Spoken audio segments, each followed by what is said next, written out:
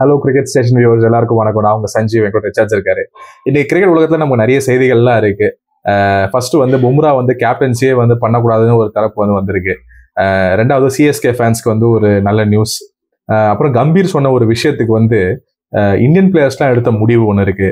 Pakistan champions டிராஃபில பண்ற ஒரு சொதப்பல், அதுக்கப்புறம் நம்ம இந்தியன் ஸ்குவாட்ல காயத்துக்கு அப்புறம் வந்த சில பிளேயர்ஸ் அப்படின்னு நிறைய சம்பவங்கள்லாம் இருக்கு.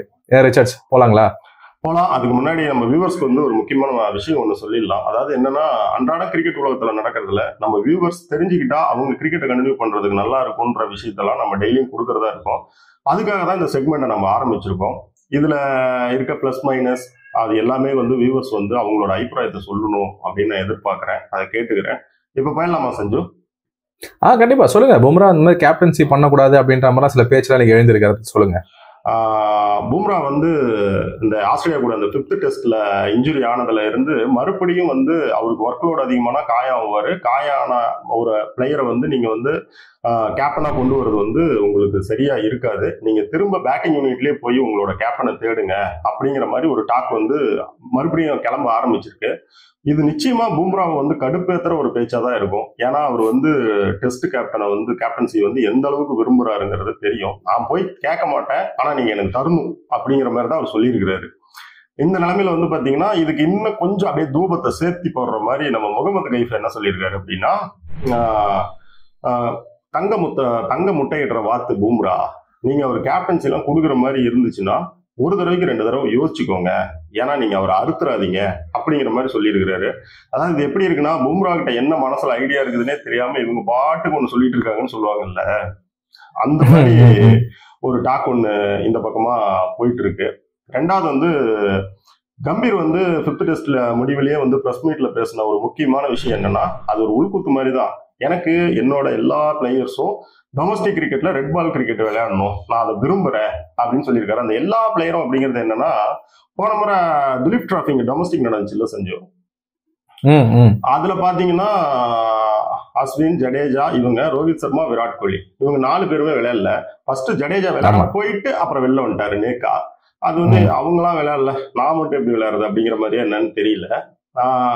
ஆனா இந்த முறை அந்த மாதிரி யாருமே மிஸ் பண்ண கூடாதுங்கிற மாதிரி எல்லாருமே விளையாடுங்க அப்படின்னு அவரோட ஸ்டைல்ல கம்பீர் சொன்ன மாதிரி ஒண்ணு சொல்லியிருக்காரு. அதை ஒட்டி வந்திருக்கிற ஒரு நியூஸ் என்னன்னு பாத்தீங்கன்னா, நிதிஷ்குமார் ரெட்டியும் KL ராகுலும் ரஞ்சி டிராஃபியோட அந்த 2வது கட்டத்துல விளையாடுறதுக்கு ரெடியா இருக்கிறோம் அப்படிங்கிற மாதிரி அவங்க தரப்புல இருந்து ஒரு நியூஸ் வந்திருக்கு.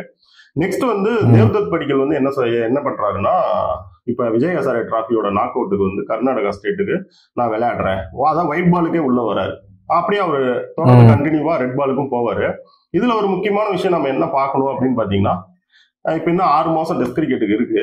அப்படி இருக்கிறப்ப ரஞ்சி டிராஃபிக்கு விராட் கோலி, ரோஹித் சர்மாவும் விளையாடுவாங்களா, விளையாட வேண்டிய தேவை இருக்கா, இதெல்லாம் பார்க்கணும். இது எப்படி பார்க்கணும் அப்படின்னு பாத்தீங்கன்னா, இந்தியன் மேனேஜ்மெண்ட் BCCI இந்த 2 பிளேயர் மேலேயும் பிரஷர் போட்டு இப்பயே விளையாட வைக்கிறாங்களா டெஸ்ட் கிரிக்கெட்ல அப்படிங்கிறது பார்க்கணும். அடுத்து சாம்பியன்ஸ் டிராஃபி தயாரிப்புகள் ஏதோ பாகிஸ்தான் கொஞ்சம் தடுமாறுற மாதிரி நியூஸ் வருது, அது உண்மையா? ஆமாங்க. ஆக்சுவலி பாகிஸ்தானை பத்தி நம்ம இன்னைக்கு 2 நியூஸ் வந்திருக்கு. ஒன்னு இவங்க ஆப்கானிஸ்தான் டீம் நம்ம யூனிஸ் கான் இருக்கார்ல, பழைய பாகிஸ்தான் பிளேயர், அவர் மென்டரா போட்டிருக்காங்க. அருமையான மென்டர். ஆமா அவங்க அந்த மென்டர் செலக்ட் பண்றதுல ரொம்ப அருமையான டிசிஷன்லாம் எடுக்கிறாங்க ஆப்கானிஸ்தான். ஏன்னா 23 world cup ODI world cup பார்த்தீங்கன்னா இந்தியாவில் நடக்கும்போது அஜய் ஜடேஜாவை போட்டாங்க. அவங்களுக்கு எந்த அளவுக்கு அது கை கொடுத்ததுன்னு பார்த்தோம். இந்த மாதிரி யூனிஸ் கானை போட்டுருக்காங்க, நல்ல டிசிஷன் தான். ஆனா முக்கியமா நீங்க கேட்ட கேள்விக்கு பாத்தீங்கன்னா அவங்களுக்கு 3 கிரவுண்ட் தான் இருக்குங்க வென்யூன்னு. ஒன்னு ராவல்பிண்டி, கராச்சி, அப்புறம் லாகூர்.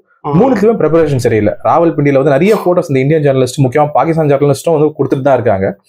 இந்த சீட் எல்லாம் பிச்சு போட்டுறாங்க ராவல்பிண்டியில. பெவிலியன் ரெடி ஆகல, கேலரி ஒரு கிரவுண்ட்ல ரெடி ஆகல, பிச்சு, அவுட்ஃபீல்டு எல்லாத்துலயுமே நிறைய குறைகள் இருக்குன்னு சொல்லிட்டு தான் இருக்காங்க. ஸோ அது ஓரளவுக்கு உண்மைதான். ஆனா நம்ம ஒன்னே ஒன்று தான் நான் சொல்ல விரும்புறேன். இந்த 2024 இந்த வேர்ல்ட் கப் முடிச்சது, T20 வேர்ல்ட் கப் முடிச்சதுல, அதுல அமெரிக்காவில் நடக்கும்போது பாத்தீங்கன்னா இந்த ஸ்டேடியமே இந்த மாதிரி தான் 2 மாசத்துலயே உருவாக்குனாங்க. இப்போ அவங்க கிட்ட இருக்க இன்ஃப்ராஸ்ட்ரக்சரும் ஃபெசிலிட்டியும் பாகிஸ்தான் இருக்குமான்னா கிடையாதுதான். அதே மாதிரி அவங்க கிட்ட என்னன்னு பாத்தீங்கன்னா அவங்க புதுசா ஒன்னு உருவாக்குனாங்க, இவங்க இருக்கிறத தான ரெடி பண்றாங்க. பெரிய கஷ்டம். கரெக்ட். ஆனா இப்போ என்னன்னா ICC அவங்களுக்கு ஒரு 2 வாரம் கெடு கொடுத்திருக்கு. அடுத்த வாரம் ஒரு இன்ஸ்பெக்ஷன் இருக்கு. அதுக்கு அடுத்த வாரம் அடுத்த வாரம் அவங்க வந்து 17ஆம் தேதி வந்து அவங்க போய் இன்ஸ்பெக்ட் பண்ண போறாங்க. சரிங்களா? அதுக்கப்புறம் 25ஆம் தேதி வந்து பாத்தீங்கன்னா ஃபைனல் அவங்களுக்கு வந்து அந்த செக்லிஸ்ட் எல்லாம் ஒரு செக்லிஸ்ட் வச்சிருக்காங்க, இதெல்லாம் கரெக்டா பண்ணிருக்காங்க. அதை வந்து பாகிஸ்தான் கிரவுண்ட் எல்லாமே மீட் பண்ணிடுச்சுன்னா சாம்பியன்ஸ் டிராஃபி அங்க நடக்கும். அப்படி இல்லைன்னா யூஏக்கு மாறிடும், கைவிட்டு போயிடும். எனக்கு என்ன தோணுதுன்னா, இது வந்து பாகிஸ்தான் மாதிரி ஒரு கிரிக்கெட் வாரியம் இத்தனை காலமா இருந்தது வந்து இவ்வளவு பெரிய டோர்னமெண்ட் வந்து அவ்வளவு லேஸ்ல விட்டுற மாட்டாங்க. எப்படியாவது இழுத்து பிடிச்சி அந்த செக்லிஸ்ட்டை மீட் பண்ணிட்டு டோர்னமெண்ட்டுக்குள்ள ஏதோ ரெடி பண்ணிடுவாங்கன்ற மாதிரி தான் எனக்கு ஃபீல் ஆகும். அதாவது என்ன சொல்றீங்கன்னா, பாகிஸ்தான் மாதிரி ஒரு நீண்ட கிரிக்கெட் கலாச்சாரம் இருக்கிற பெரிய நாடு கொஞ்சம் தடுமாறுனா கூட அதை சரியா செஞ்சு முடிச்சிருவாங்க அப்படின்றீங்க. கண்டிப்பா எனக்கு அப்படிதான் ஃபீல் ஆகுது. பட் அந்த சொதப்பல் வந்து இப்ப போயிட்டு இருக்கிறது வந்து ஓரளவுக்கு உண்மைதான். இப்ப அடுத்து நான் இது நீங்களே சொல்லுங்க, அந்த சிஎஸ்கே ஃபேன்ஸ் கிட்ட அந்த குட் நியூஸ் சொல்லுங்க கேட்போம். இல்ல, சாம்பியன்ஸ் டிராஃபிக்கு குல்தீப் வர ஒரு மேட்டர் ஒண்ணு வெளில வந்திருக்கு. ஓ ஆமால, அந்த மேட்டர் விட்டேன். கரெக்ட், அவர் ஏதோ காயம் சரியாயிட்டு திரும்ப வராருன்னு கேள்விப்பட்டேன். அதை சொல்லுங்க. இப்ப என்னன்னா 2026 இந்த இந்தியா ஸ்ரீலங்கால நடக்கிற T20 வேர்ல்டு கப்போடைய அந்த ஸ்கீம் ஆஃப் திங்ஸ்ல வந்து குல்தீப் இருப்பாரா அப்படிங்கறதெல்லாம் second.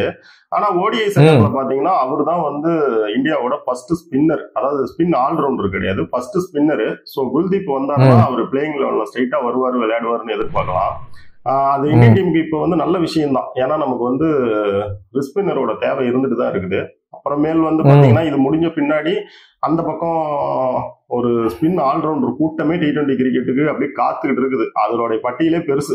Washington Sundar, Axar Patel, Ryan பராக், அந்த பக்கம் நீங்க டாப் ஆர்டர்ல வந்தீங்கன்னா அபிஷேக் சர்மா அப்படின்னு ஒரு பெரிய குரூப் ஒன்று போயிட்டு இருக்கு. இந்த பக்கம் திரும்பினீங்கன்னா ஒரு மாதிரி மீடியம் ஃபாஸ்ட் பவுலிங் ஆல்ரவுண்டிங்ல இப்போ புதுசா வந்த ரமன்தீப் சிங், நிதிஷ்குமார் ரெட்டி, சிவம் துபேன்னு அது ஒரு பெரிய கூட்டணி இருக்கு. ஸோ வந்து அந்த கலாட்டாலாம் வந்து இன்னும் டைம் இருக்கு, என்ன நடக்கும் அப்படிங்கிறதுக்கெல்லாம் டைம் இருக்கு.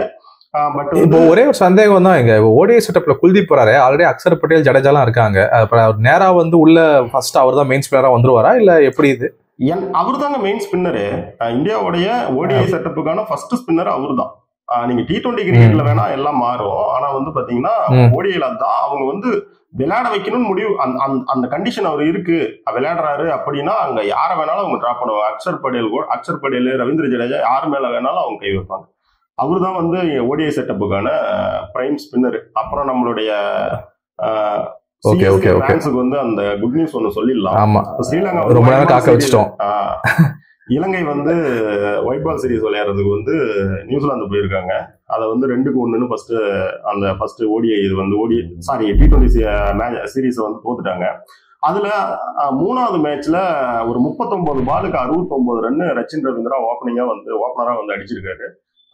ஃபர்ஸ்ட் ஓடிஐல பாத்தீங்கன்னா ஒரு 36 பாலுக்கு 45 ரன், செகண்ட் ஓடிஐல பாத்தீங்கன்னா ஒரு 63 பாலுக்கு 79 ரன் அப்படின்ட்டு கொஞ்சம் பேட் வந்து ரொம்ப வேகமா போயிட்டு இருக்குது.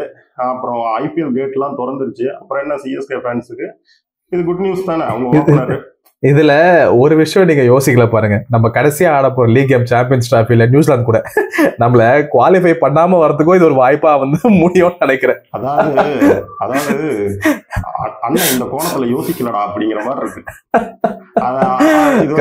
இதுவுமே இந்தியாவுக்கு வந்து பெரிய தலைவலி.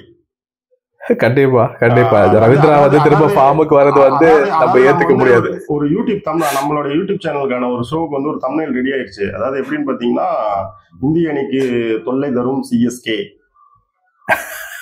அப்படிங்கிற மாதிரி. உங்ககிட்ட தான் நியூஸ் இருக்கா சஞ்சு?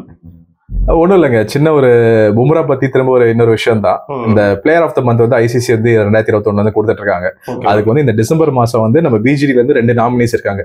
உண்மையை சொல்லலாம் 2 டீமோட கேப்டனுமே, பேட் கமின்ஸும் இந்த பக்கம் வந்து பும்ராவும். பேட் கமின்ஸ்ல பங்காளி பேட் கமின்ஸ் அது ஸோ அதனால எனக்கு தெரிஞ்சு பும்ரா தான் ஜெயிப்பாருன்னு தோணுது. ஆல்ரெடி வந்து அந்த வேர்ல்ட் கப் வின் பண்ணப்பவே அவர் தான் வந்து அந்த பிளேயர் ஆஃப் த மந்த் அவார்டை ஜெயிச்சாரு அந்த 2024 ஜூன்ல.